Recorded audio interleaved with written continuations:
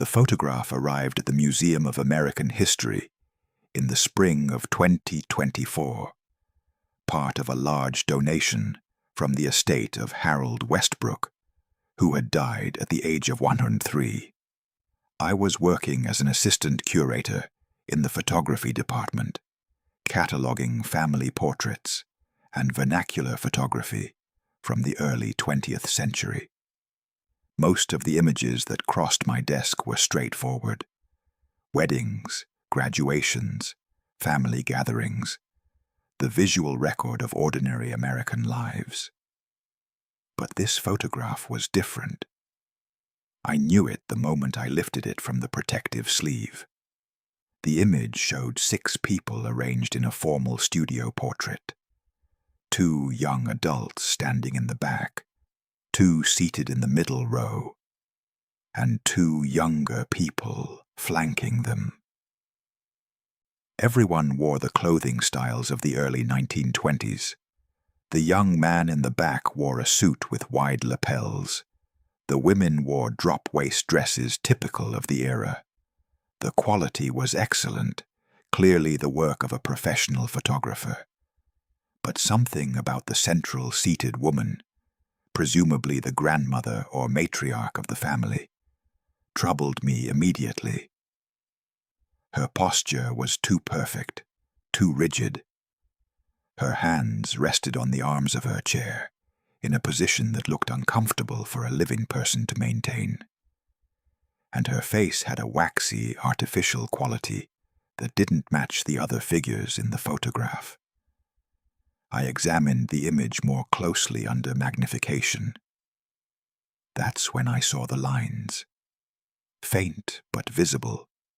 Thin lines around the woman's jaw, at the joints of her fingers, at the base of her neck. Lines that looked like the articulation points of a puppet or mannequin. I felt my stomach drop. This couldn't be what it appeared to be. But the more I examined the image, the more convinced I became that the elderly woman seated in the center of this 1923 family portrait was not a person at all. She was a life-sized puppet. I called over my supervisor, Dr. Margaret Chen, who'd been curating the museum's photography collection for 20 years. She examined the photograph silently for several minutes, using various magnification tools and different light sources. "My God," she finally said, "I think you're right. Look at the eyes. They're glass. You can see the reflection pattern. It's completely different from the other figures." She pointed to the woman's hands. "And here. See how the fingers are positioned?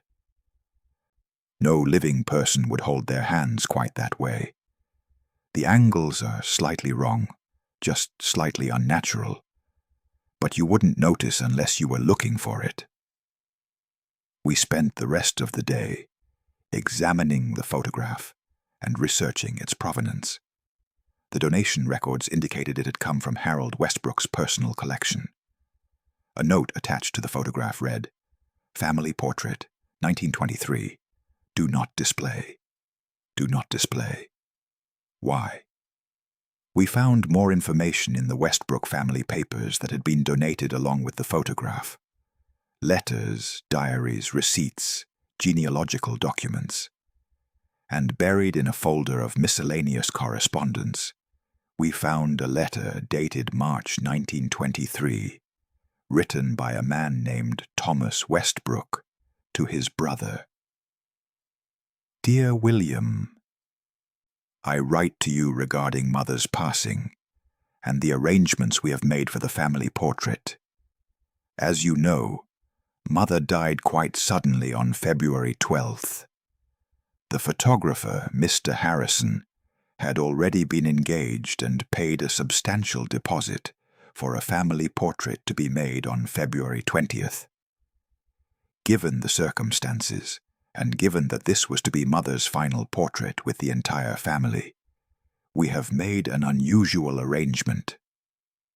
Mr. Harrison has agreed to proceed with the portrait, but with Mother represented by a figure constructed for this purpose by his associate, Mr. Dupree, who has experience in such matters. I know this will seem grotesque to you. It seems grotesque to me as well.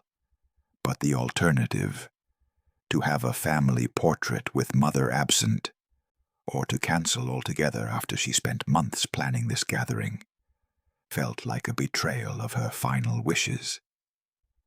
Mr. Dupree assures us that the figure will be indistinguishable from Mother in the photograph.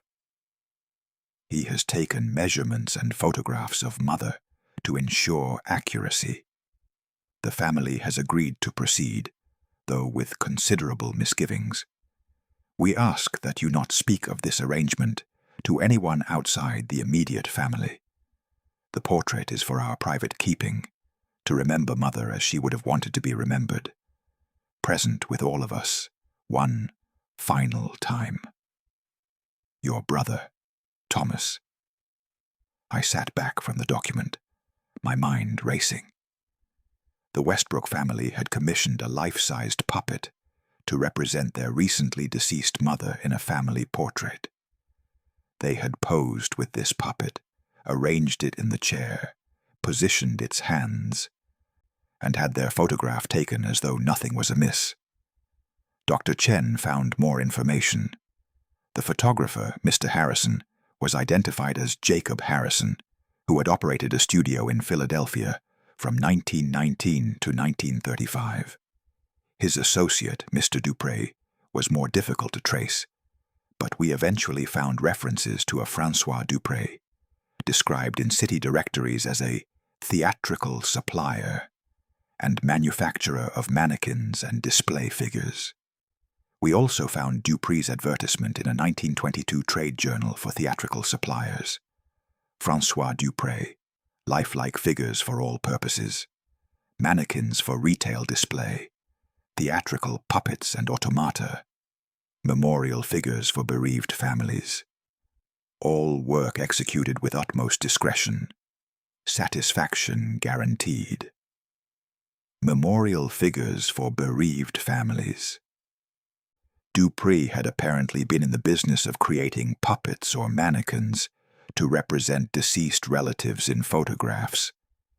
It was a service he advertised openly, suggesting there was enough demand to make it a viable business. I found more examples as I searched through the museum's photography collection and other archives. Not many, perhaps a dozen photographs in total, but they existed. Family portraits from the 1910s and 1920s, where one figure looked just slightly wrong. Too still, too perfect. Eyes that reflected light like glass. Hands positioned at unnatural angles. All of them were deceased family members, represented by constructed figures, so that the family portrait could appear complete. It was a variation on post-mortem photography, which had been common in the Victorian era.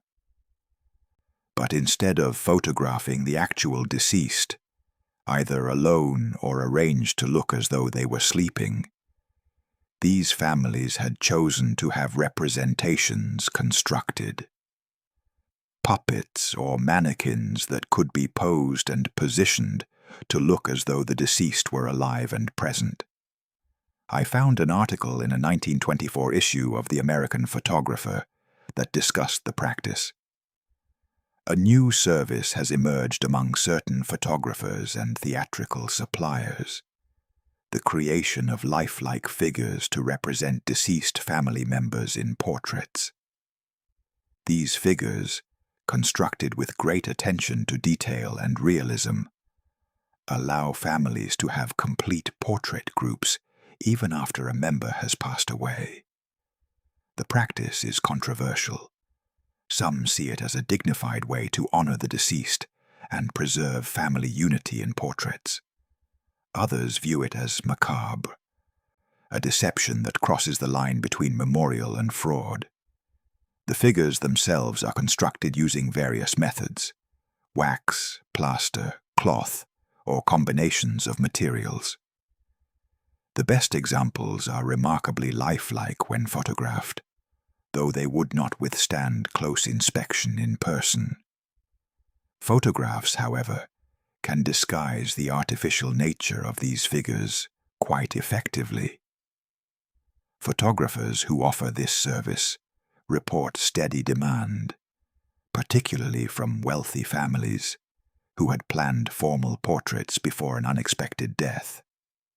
The cost is substantial, often $200 or more, for the construction of a single figure. But for families who can afford it, the service provides comfort and closure. The Westbrook family had been wealthy enough to afford this unusual service. They had commissioned François Dupré to construct a life-sized puppet of their mother, accurate enough to pass for her in a photograph. Then they had gathered in Jacob Harrison's studio, posed with this puppet, and had their family portrait made. And for more than a century no one had noticed. The photograph had hung in various Westbrook homes, had been kept in albums and drawers, had been passed down through generations, and no one had realized that the grandmother in the portrait was not actually their grandmother at all. Or had they? I found another letter in the Westbrook family papers, this one dated 1958, written by Harold Westbrook, the man who had just died at age 103, to his daughter. Dear Mary, you ask about the family portrait from 1923, the one that shows my mother with the whole family. I should tell you the truth about that photograph, though it's a truth that has troubled me my entire life. My grandmother, your great-great-grandmother, died in February 1923, just days before we were all together for a family portrait. Rather than cancel the portrait or have it made with her absence, my grandfather arranged for something I can only describe as grotesque. He hired a man to construct a figure, a puppet, essentially, that looked like my grandmother. This figure was dressed in my grandmother's clothes, positioned in her chair, and we all posed around it as though it were actually her. I was 11 years old at the time. I remember being frightened by the figure. It looked like my grandmother in some ways, but it was clearly not her. The eyes were wrong. The skin was wrong. The way it sat was wrong. But we were told to act as though everything was normal, to smile for the camera, to pretend we were having our photograph taken with our grandmother, and not with a constructed replica of her. The photograph has always disturbed me. When I look at it, I don't see a family portrait. I see evidence of my grandfather's inability to accept loss, his need to maintain the appearance of family completeness, even at the cost of truth. I've kept the photograph because it's part of our family history, but I've never displayed it, and I never will. When I die, I ask that you dispose of it or donate it to a museum where it can be understood in its proper context, as an example of memorial practices from another era, not as a true family portrait. Your father, Harold. So Harold had known. He had lived his entire long life knowing that the family portrait from 1923 showed a puppet, not his grandmother, and he had kept that knowledge private, hidden, uncomfortable. Dr. Chen and I continued our research. We wanted to understand how common this practice had been, why families had chosen to commission puppet replacements, rather than simply having photographs made without the deceased, or cancelling altogether. We found that it was related to the elaborate memorial culture of the late Victorian and Edwardian eras. Death was more visible in that time. People died at home, Funerals were held in homes. Photographs of the deceased were common. There was less squeamishness about death and its physical reality. But by the 1920s, American culture was changing. Death was becoming more medicalized, more hidden, more uncomfortable. People died in hospitals instead of at home. Funeral homes took over the work that families had once done themselves. There was a growing desire to deny or disguise death rather than confront it directly. The puppet portraits represented a transitional moment in this cultural shift. They allowed families to maintain the appearance of normalcy and completeness. No one was missing from the portrait. The family was whole, while avoiding the reality of photographing an actual corpse. The puppets were lies, but they were comforting lies. They let families pretend, at least in the photograph, that death hadn't disrupted their unity. We found Francois Dupray's obituary from 1941. He had died at age 73, and the obituary made no mention of his unusual specialty. But we found his will, which left his workshop materials and remaining stock to a theatrical supply company in Philadelphia.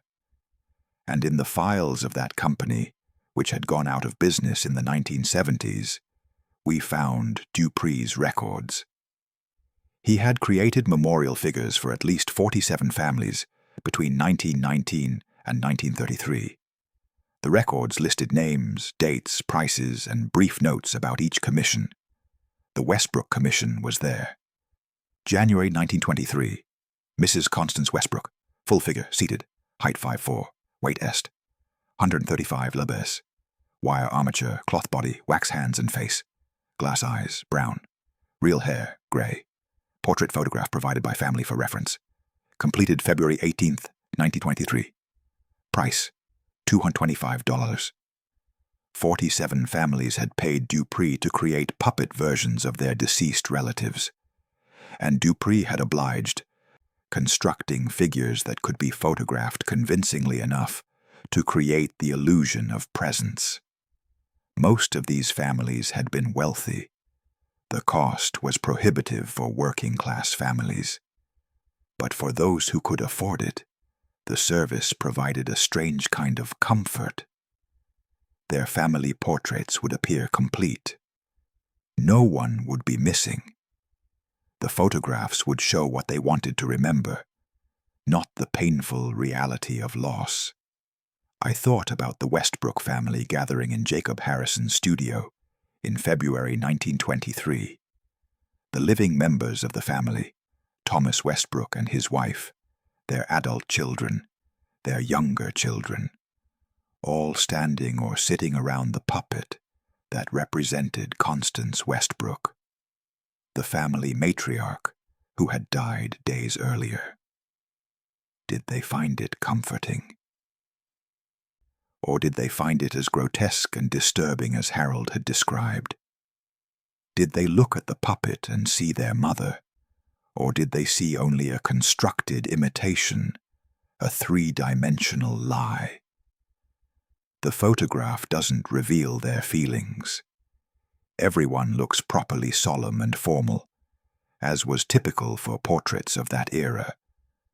Only Harold, the 11-year-old boy standing in the back row, looks slightly uncomfortable. His expression is harder to read than the others, suggesting perhaps the discomfort he mentioned in his letter to his daughter decades later. And in the center of the group, the puppet that represented Constance Westbrook sits with its glass eyes and wax face and carefully positioned hands.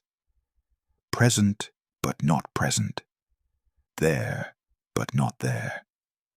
A representation, a stand-in, a constructed fiction that allowed the family to maintain the appearance of wholeness. Dr. Chen and I prepared a comprehensive report on the photograph and the practice of memorial puppet portraiture. We documented everything we'd found: The letters, the advertisements, Dupree's records, the other photographs that showed similar figures. The museum's director decided to include the Westbrook family portrait in an upcoming exhibit on Victorian and Edwardian death culture. The photograph would be displayed with full context, explaining what the central figure actually was and why the family had chosen to commission such a figure. The exhibit opened 6 months later. The Westbrook portrait was one of the most discussed pieces. Visitors found it fascinating, disturbing, thought-provoking. Some saw it as a touching example of families trying to maintain connection with their dead. Others found it creepy and macabre, a step too far in denying death's reality. But everyone agreed it was a remarkable artifact of a very specific moment in American history, a time when death was transitioning from something visible and accepted to something hidden and denied. The puppet portraits represented an attempt to bridge that transition, to acknowledge death while simultaneously pretending it hadn't happened. I've studied the photograph countless times now. I can see clearly what I missed at first glance: the too perfect posture, the glass eyes, the unnatural positioning of the hands. Once you know what you're looking for, it's obvious that Constance Westbrook is not a living person in this photograph. But if you don't know, if you're just looking at what appears to be a standard family portrait from 1923, you might never notice. You might think you're seeing a grandmother posing with her family, stern and formal, as was the style of the time. You wouldn't realize you're looking at a constructed figure, a puppet dressed in a dead woman's clothes, positioned and posed to maintain the illusion of family completeness. You wouldn't know that this portrait represents not just a family, but a family's desperate need to deny loss, to pretend that death hadn't disrupted their unity. The puppet sits there still, captured in the photograph from 1923, forever frozen in that chair, forever positioned with those carefully arranged hands, forever staring with those glass eyes that reflect light in patterns no living eye would show. And around her, the family poses. The living and the representation of the dead, arranged together in a portrait that lies about what it shows. A family that appears complete, but isn't. A grandmother who appears present, but is only a constructed fiction. The photograph is both a document of a real family and a document of denial.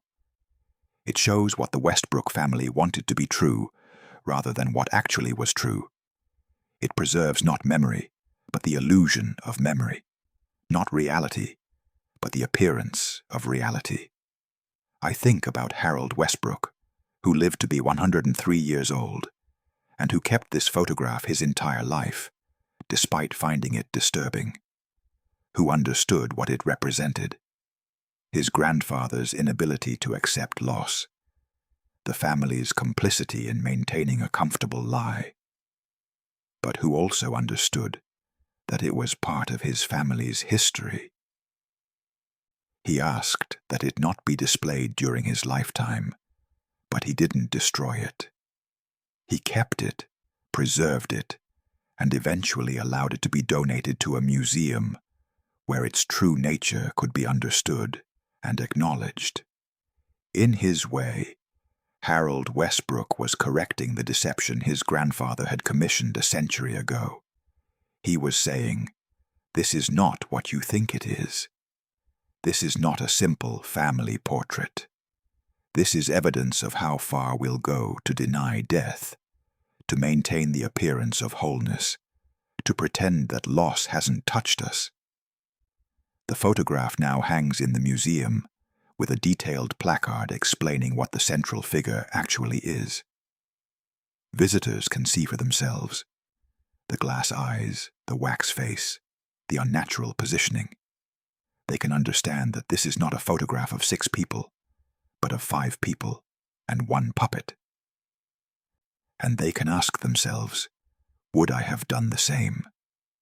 If I had planned a family portrait and someone died days before, would I cancel it?